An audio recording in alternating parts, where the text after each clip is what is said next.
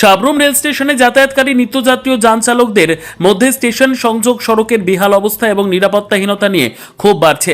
সাবরুম আগরতলা ৮ নম্বর জাতীয় সড়ক থেকে দমদমা শাস্ত্রী কলোনি হয়ে রেল স্টেশনে যাওয়ার প্রায় ৩.৫ থেকে ৪ কিলোমিটার দীর্ঘ সড়কটির বিভিন্ন সমস্যা নিয়ে উদ্বেগ প্রকাশ করেছেন স্থানীয় বাসিন্দারা।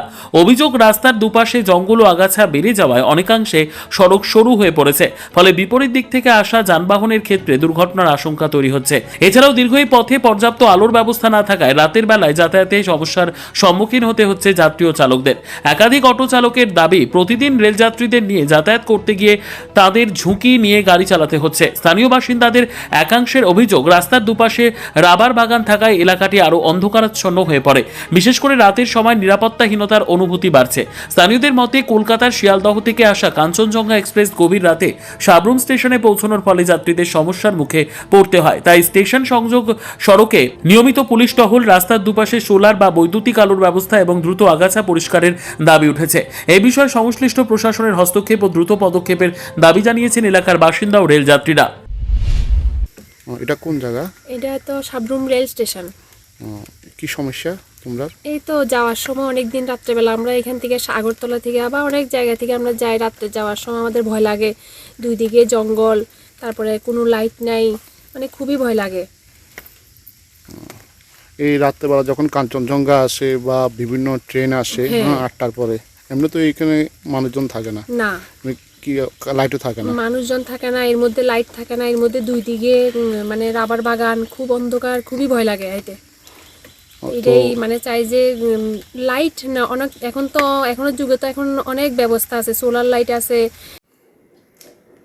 সাবরুম রেল স্টেশনে যারা নিত্য যাতায়াত করেন, নিশ্চয়ই আপনাদের চোখে পড়েছে যে হাইওয়ে থেকে রেল স্টেশন আগ পর্যন্ত রাস্তার মধ্যে দুপাশেই প্রচুর রাবার বাগান আছে এবং যেখানে রাবার বাগানে সেখানে পাতি জঙ্গল, এত বেশি পাতি জঙ্গল যে রাস্তা প্রায় দেখাই যায় না।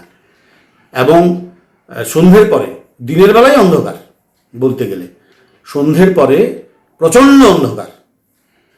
যারা অটোতে আসছে, যারা আসতে পারছে না, যারা হেঁটে আসছে, অন্ধকারের কারণে তারা মানে রাস্তাই দেখা যায় না এমন অবস্থা। এবং পাতি জঙ্গল, উপরন্তু ছিনতাইবাজদের উৎপাত বাড়ছে। যে কোনো সময় একটা অঘটন ঘটতে পারে। অঘটন ঘটে যাওয়ার পরে সেটা নিয়ে কথা বলার চেয়ে তাকে প্রিভেন্ট করা অনেক ভালো। এবং একটা বিষয় দেখা গেছে যে প্রায়ই কাঞ্চনজঙ্ঘা দেরি করছে।